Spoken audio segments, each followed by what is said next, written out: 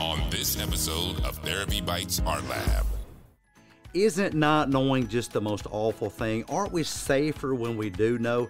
Isn't it a catastrophe, like catastrophizing and here, when we don't know?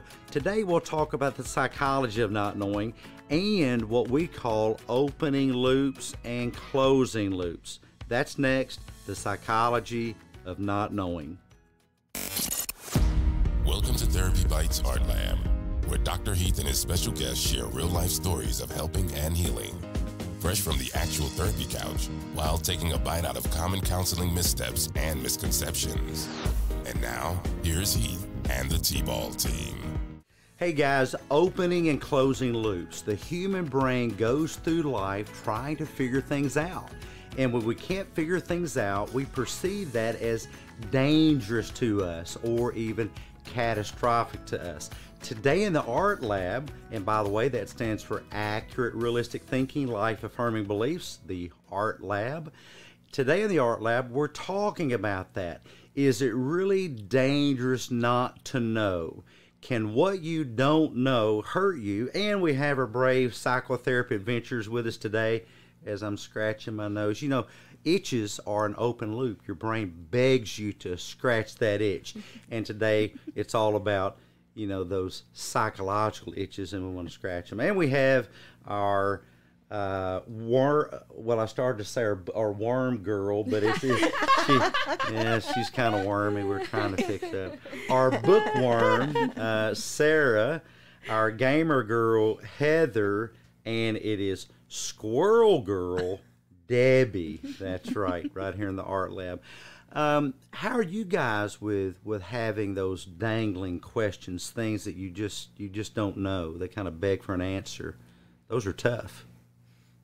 They are tough, and I have struggled with a lot of them a lot of times, because it seems like there's a lot of times we just want answers. We just want to know, why did this happen? Why did that happen? And one of the things that I've found to be a little bit helpful for me with some of these things is looking for meaning to determine, you know, what meaning can I get from this? I'll look for meaning and what's the healthiest way I can look at this that'll serve me the best as I look at this in the future. Yeah, what's one of the hardest things that you've run into as to figuring out what is the meaning of this? And that's my question number one. Maybe a hard situation. The second is, where do you think that meaning comes from? Do you think that the meaning is implicitly, it's just part of the makeup of the situation? It's kind of like digging a diamond out of the situation? Or is it more of it's an empty canvas? It's a blank chalkboard, and any meaning, you're going to have to write it on there. I mean, what do you guys think? I think, perspective has to do a lot with it, So I would take more of the approach of kind of an empty canvas, and I get to decide whatever meaning I'm going to give to it. Because, if you have multiple people go through the same thing, they're going to react to it in different ways. And a lot of it has to do with how they're thinking about it. The perspective that they're choosing. If I sound a little bit scratchy today, I've got some allergies going on, so. But how they're choosing to respond to it, perspective, all that kind of stuff. That's kind of my perspective on it. She's like a vintage vinyl record, all scratching stuff. Yes. I actually have a phonograph. Points to anybody out there listening that actually knows what a phonograph is. Extra points if you own a phonograph. Put it in the comments. I'd love to meet some fellow phonograph owners. I bought one, and a friend of mine that kind of installed it, he finally got it done. We tested out a record on it, and his name's Dusty. Hey, shout out to Dusty. He's an interesting guy. And he turned it on, and he said, well, there you go. It's all crappy and scratchy and stuff. Yeah. He's young. He doesn't believe in phonograph. It's all electronics. But Sarah's our resident scratchy phonograph today. I think that's very interesting what Sarah just said, because it's been my experience, people don't believe that at all. People do not believe that they have the power, or maybe you might call it the responsibility, response able, the ability to respond to a situation and actually engrave your own meaning upon it. I think that what people do normally out there in the world is they actually think meaning is part of the situation, that it comes fully engraved on the meteor that just went through your roof. And what you should be able to do in life is pick up the meteor and it says, I came through your roof to you for this reason. I don't think they think that way at all. And I think, by the way, that's a problem. I mean, take, for instance, dream interpretation. Yes. People have dreams, and there are books on dreams. And, you know, Sigmund Freud was famous for his dream work, and Carl Jung, but maybe to a lesser extent. And people will come to Freud, and he was very, very deterministic about it, that this meant this and that meant that. And I have patients, several recently, who said, well, I went to a dream analysis and they told me my dream meant this, and I really kind of shirk at that. Well, how the crap would they know? Were they, I mean, was it like a Hollywood production? What's the movie called with Leonardo DiCaprio? Inception. My favorite movie is Inception. Were they part of the, you know, the dream with you? I mean, how would they know? My position is that, and I think if you think about it, you'll come to agree, that every situation comes to us, as Sarah said, as a blank canvas. Now, there's lots going on. Right. You may be dreaming of running from the Thanksgiving turkey or something, and it's going to beat you in the head with one of its drumsticks, and I have an active imagination. But what does that mean? Well, it may mean several things. Just real quick, and we can do a whole episode on dream analysis, but dreams, anybody out there, here's some extra points again for Gryffindor. If you can come up with, what do you think dreams are for? Well, the biggest things that dreams are for is they are circuit testing in the brain. Here's some neuroscience. Imagine that your brain has wall switches, and to keep those connections healthy, your brain is flipping and flipping those circuits on and off, on and off, on and off, just as a circuit testing, health testing activity. And that best happens not while you're driving down the road at 65 miles an hour, by the way. It happens when you're safely in your bed asleep during dreams. It is circuit testing. Another thing, and the second biggest, is encoding. You dream so that your brain could leverage the use of tool words and symbols, pictures or graphics, little PNGs in your brain, in order to encode memories of, well, what's the molecular weight of dimethyl sulfoxide, for instance? Does anybody know that? It's below 500, by the way, because it helps you absorb stuff through your skin. See, you may dream about that. The Thanksgiving turkey being absorbed through your skin because it is slathered in DMSO, whose weight is below 500, of course, molecular weight. Well, your brain dreams and images to assist in encoding. One of the best times to study kiddos out there, my son being one of them, although he wouldn't want me calling him a kiddo, would he? But he'll always be my kiddo, is studying before bed is one of the best ways to encode that information. The third thing is that through the circuit testing, it's just random nonsense. Your brain doesn't have to process things with meaning to do the circuit testing.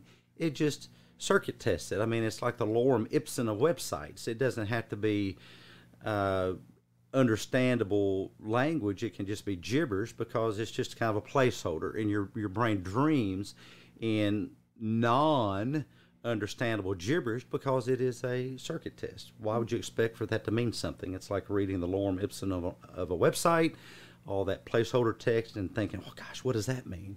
Well, why has it got to mean anything? But the open loop, we are programmed to think that everything means something, but we'll get to that in just a little bit. And the final thing, probably not the final thing, there's probably more things, is it's something that you're worried about. It's something that you're just concerned about. And your brain works out solutions while you're sleeping. And not to make this a whole podcast about dreams, but dreams are an open loop, as are nightmares, which are really just dreams that we think are scary. The one more thing I talked about, And no offense to anybody, but yes, sometimes, based on my personal belief, I do think that the Creator, God, I don't know, whatever you want to call it, the universe, whatever, I refer to as God, has communicated to people through dreams. Be very, very careful with that, because that can result in a false positive. Just because you dream in whatever voice you want to put God's voice, that you should go strip naked, paint your body purple, run down the interstate, I'd be very careful thinking that's a message from God to do so. It should really kind of fit nicely and neatly with everything else that you know about God and what God wants you to do and not want you to do. That can be very dangerous territory. Those are 5 open loops. And within dreams, the big open loop, what are some other open loops that you found people running into? Unanswered questions. Well, one thing, to go back a little bit, when we were talking about the blank canvas versus the diamonds, the diamond in the rough, my interpretation of that has always been, the difficult things in my life, I have a blank canvas that I can write on. The diamonds are the meaning that I dig deep for, and the meaning that I find in, as I'm painting the canvas, as I'm putting the things on there. And the diamonds are where? Where are the diamonds located? Where do they come from? Did they come from the event? Do they come from others' perceptions of the event? Probably my perception. Your of the perceptions event. of the event. My perception of the event. Mm-hmm. How I choose to perceive it and think about it. The diamonds are actually in the vault of your skull, as we say, or as my old neuropsychology professor would say. I borrowed that from him. Elkanah Goldberg. Shout out Dr. Goldberg, New York, downtown. Yes, I agree. What about you ladies? Heather, you agree? You find these diamonds of meaning somewhere buried in the depths of your implicit processing? Yeah, and I think too, where some people I've heard some people get strung up is trying to focus too much on those diamonds and underthinking the situation, because they're focused on, well, I've got to figure out what this diamond is and really unearth it and get it cleaned up and really look at it, when sometimes the diamond isn't what you need to be focusing on. You need to be just focusing on the curiosity of the situation, or sometimes that loop doesn't need to be closed necessarily because it's not what you need to be focusing on, if that makes sense. Well, yeah, because we do think that an open loop, an unanswered question, an incompleted jigsaw puzzle in life, some incomplete pattern, something we don't understand, we perceive that as a threat to us. Now, that's not all bad. That's not all bad. If you walk in to your home after being at the Halloween party, which is now when you're seeing this last month, and the door's ajar, and you just heard a scary ghost story, and your house is dark, the door is ajar as they approach the front porch step. Well, that's an open loop. Now, that's not a bad thing, because, gosh, I think that a little bit of caution, a lot of caution is merited. Maybe you need to call 911, have the police come and, clear your home and make sure you're safe. Or if you have a faulty door latch, well, maybe the simplest explanation is the best one, and it's just that. Or you remember that Junior or Sally Sue, whoever, left the door ajar, then that might explain it. Still caution. But we react adversely to open loops, unanswered questions, pattern changes to keep us safe. But if it's a false positive, as Heather pointed out, we become hyper-focused on that to the expense of other things, and we underthink. Well, what are some things that you commonly find people underthinking in your work as clinicians? And, of course, we always keep it confidential. We don't use names or specifics. But just in general, what are some things that you find people ignoring and underthinking? I mean, anxiety is a big one. So they'll just be so focused on the anxiety itself, just feeling anxiety, that they'll completely ignore what they're telling themselves about the situation. And, they're like, well, if I'm anxious, then something has to be wrong, right? Something's going to go wrong, all that kind of stuff. It's like, no, that doesn't mean something's going to go wrong. It just means, maybe you're just feeling some anxiety. Maybe you're telling yourself something that's not actually there. This podcast is HIPAA compliant. No identifying patient information will be disclosed without permission from patients or guardians. All personal stories will be de-identified in order to comply with HIPAA, the NASW Code of Ethics, and the ethical principles of psychologists and Code of Conduct. That's right, fresh from the therapy couch, we like to bring you real life stories, and lately I've had a lot of patients ask me about forgiveness. And forgiveness sometimes presupposes that we must know how the future is going to work out. How can I forgive someone if I don't know that they won't do something in the future that is hurtful or harmful to me? Well, if you make that part of forgiveness, you'll never forgive because you'll never have the ability to know the future. Best to see forgiveness not as based in proof, but as something that is a gift, something that cannot be earned, something that must be given. And forgiving is as freeing to you as it is to the person that is forgiving. I have a YouTube video that I encourage you to check out over at our YouTube channel, Therapy Bites Art Lab. It's all on forgiveness. It's a Father's Day video, but it also relates to forgiveness in a general way with all relationships, because forgiveness is not what you think it is. Forgiveness is not about knowing the future. Forgiveness is about making a decision in the present, here, and now. You're listening to Therapy Bites Art Lab, bite-sized therapy for your brain with Dr. Heath and the T-Ball team. The best advice on the net. No copay required. From the dark recesses beneath the therapy couch, we're bringing you today the secret psychological disorder of, well, this week. And it's xenophobia. That goes along with our episode today, because xeno is a Greek word for stranger or related to not knowing someone, but it can be broader than that.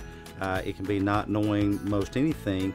And in today's world, we run into that because we perceive that not knowing a person of a different race or a different color or a different persuasion or a different belief system or different choice system is unsafe for us. And that's not so. That's not so.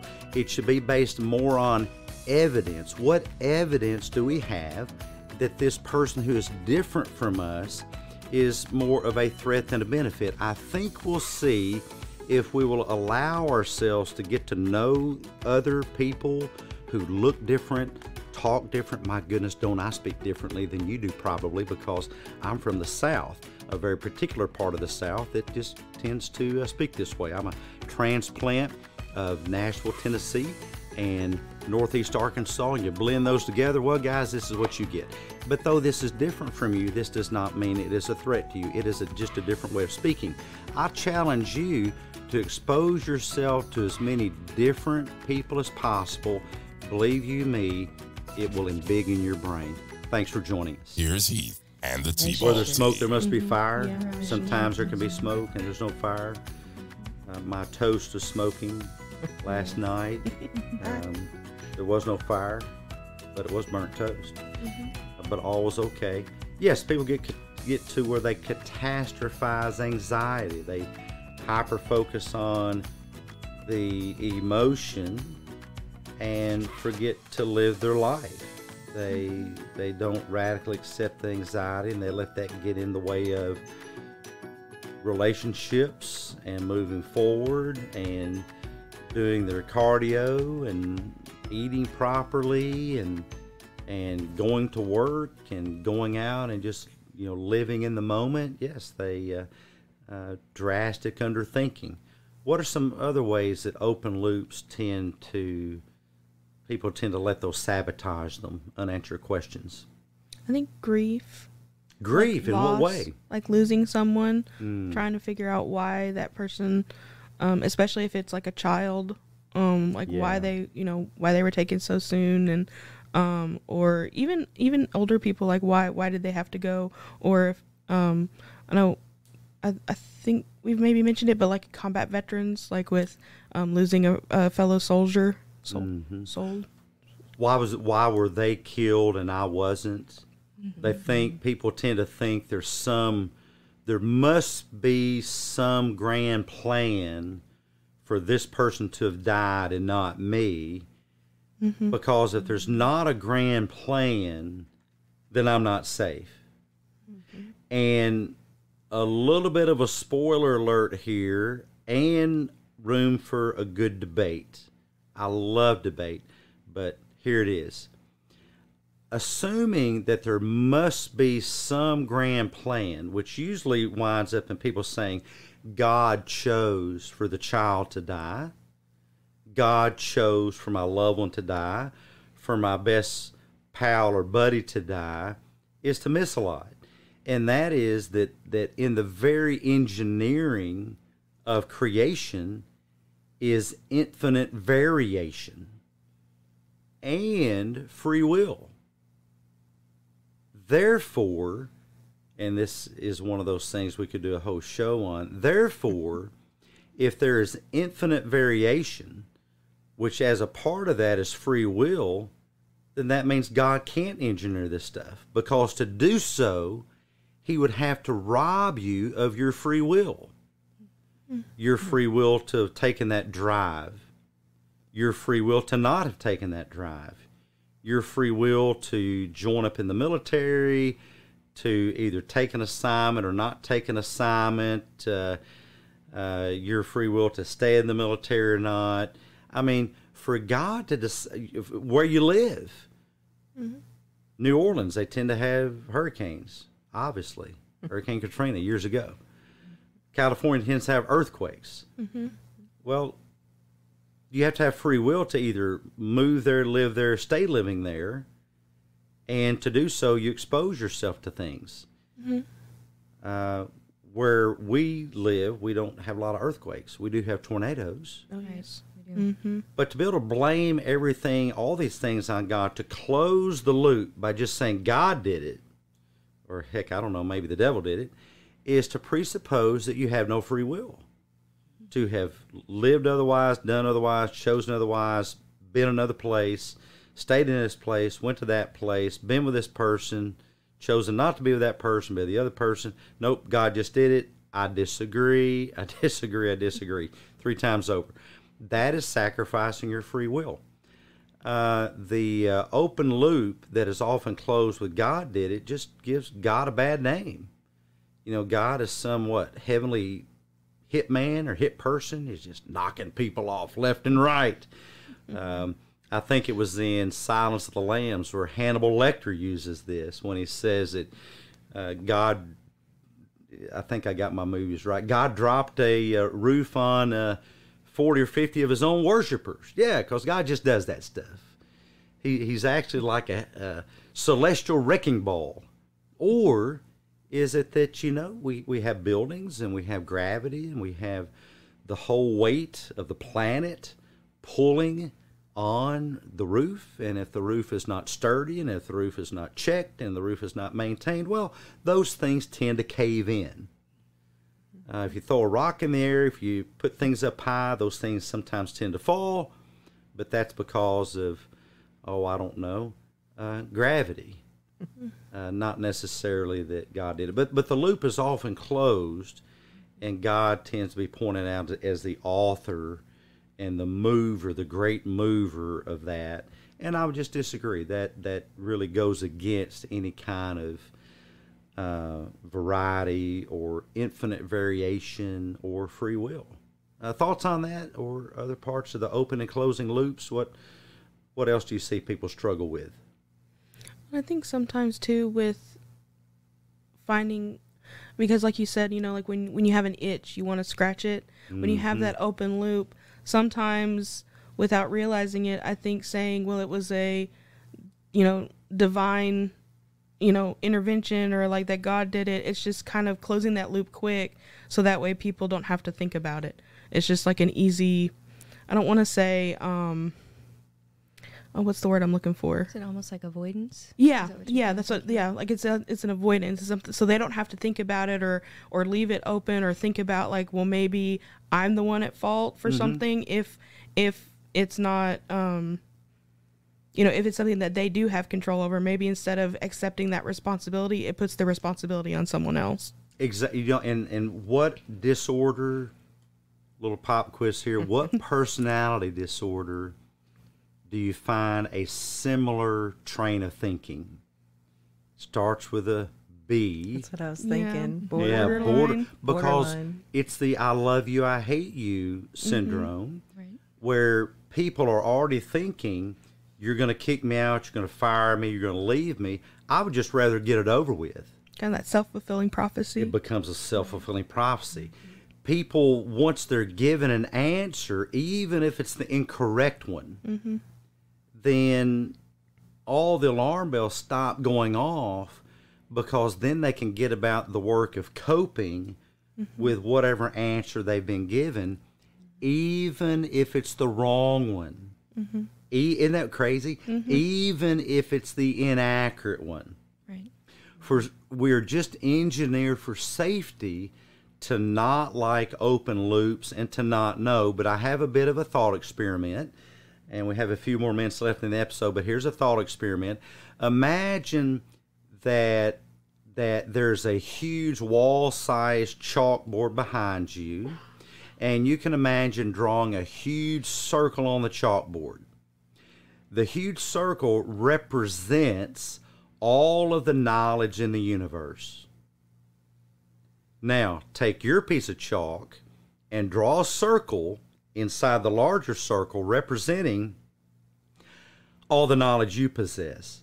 How big would your circle be? I don't think you could see it. No, I You don't think think you the could see chalk it. could make it that small. Mine also. It would be a Tiny dot. pinhead. A tiny, tiny dot. I've actually done this with people, and they've drawn a pretty big dot. Actually, not a dot. They've drawn I'll do this on an 8.5 by 11 sheet of paper, and the 8.5 and 11 is the large circle. And I've had people that will draw a dot or a circle, and they will say that this, it's I don't know, 25% of the page. Wow, you possess 25% of all the knowledge in the known universe. Blah, blah, blah, blah, blah, blah, blah. I'm on my knees, and this celestial being staying in front of me. If only, but I could Are have they that much knowledge. teenagers? No. Because teenagers. Yes, it is a teenager. No, it'd be older I get, the 75% smaller it if gets. it was- Yeah, that's true. And it's good to realize that it is okay not to know, and lack of knowledge does not equal danger. Lack of knowledge does not equal danger. This is what we deal with when we're talking of death, because people will think that they know what death is, and they will either manufacture a lot of fear about it, or if we're talking about killing oneself, they will presuppose that they have knowledge about death if they do not.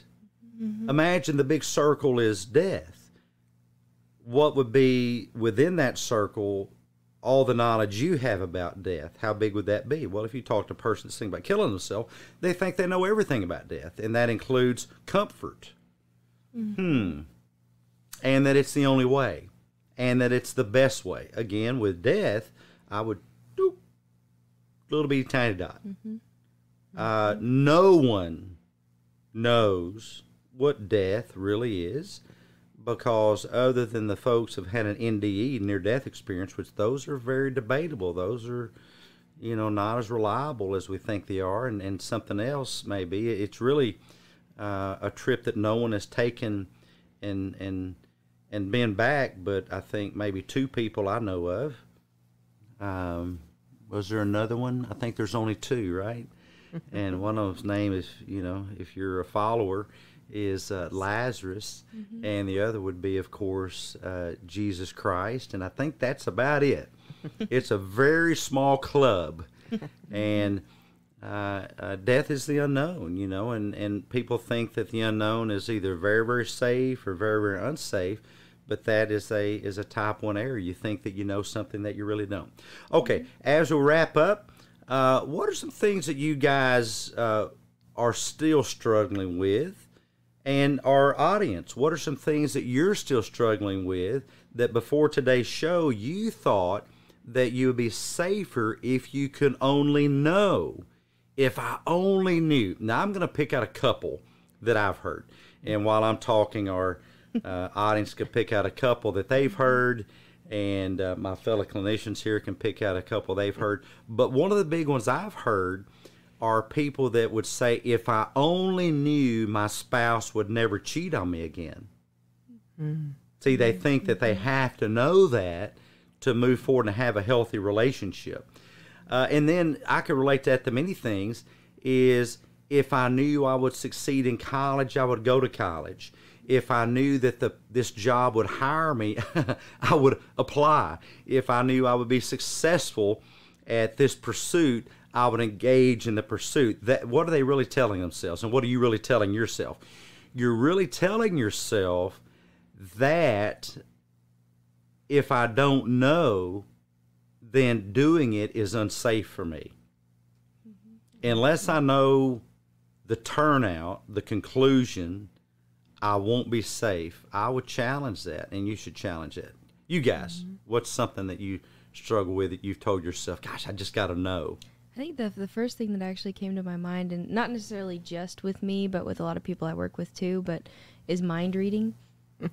Practicing mind reading, because thinking, well, I just have to know what that other person's thinking. And so instead of just leaving that loop open, we try to close it with whatever we can. And usually it's not a good thing. Usually it's like, well, you know, they're looking at me a certain way, so they're upset with me. Or especially with relationships like your spouse or your significant other, I have to know what they're thinking. So I'm going to, even if they tell me what they're thinking, maybe I don't like that answer, so I'm going to engineer something that I prefer or that I don't prefer. And we just can't, you know, I'm going to use a cognitive distortion here. I can't stand not knowing, you know, I can't handle it. It's like, yes, you can. You really can. You'll be okay. You ladies, something that you struggle with not knowing, that you have to remind yourself it's okay to not know. It's not a threat to me to not know. I got to think about it a little bit more. Okay. I think for me, it's trying new things.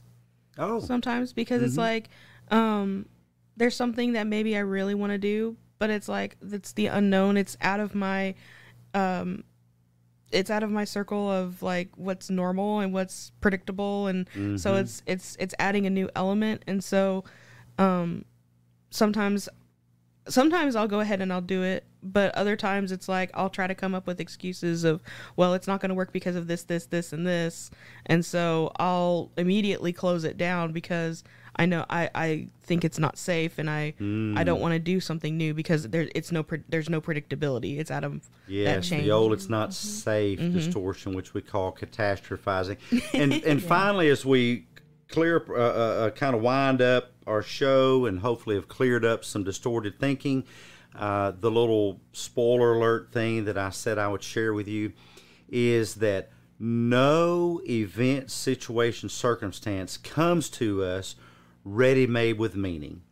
Meaning is always, always, always transcribed by us onto that little meteor that falls through the roof of our skull into our lives.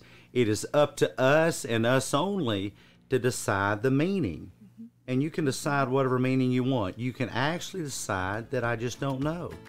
I don't know, and that maybe this had no meaning, maybe it just happened. Just because it happens doesn't mean it has meaning. It's okay for things in life, such as I use the example of the gravel in my driveway. Here's a rock pretend it's a rock, from the gravel in my driveway. What does this rock mean? Many things, a freaking rock. You can safely decide, I just don't know, that this particular thing may have no meaning, it may have just happened, and there's your daily dose of existentialist philosophy. Catch us next time at the Art Lab. Thanks for being with us today. Bye, everybody. Bye, everyone. Hey, everyone. This is Debbie with today's creature feature. Today's creature is the catastrophizing ant. Ant standing for automatic negative thoughts. The catastrophizing ant likes to make everything a level 10 catastrophe. Looks for the worst case scenario. So somebody else not doing what we would prefer them to do? Catastrophe. Things not going the way we think they should.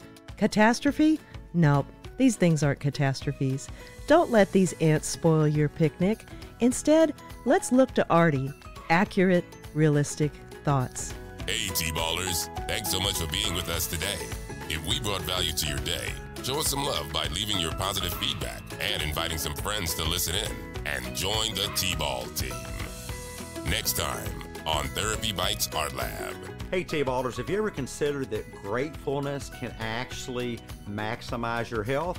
On the next Therapy Bites Art Lab podcast, we're going to talk about how exercising a regular practice of finding things to be grateful for, we call those TFGs, targets for gratefulness, can actually supersize your life and even help you live longer. Join us next.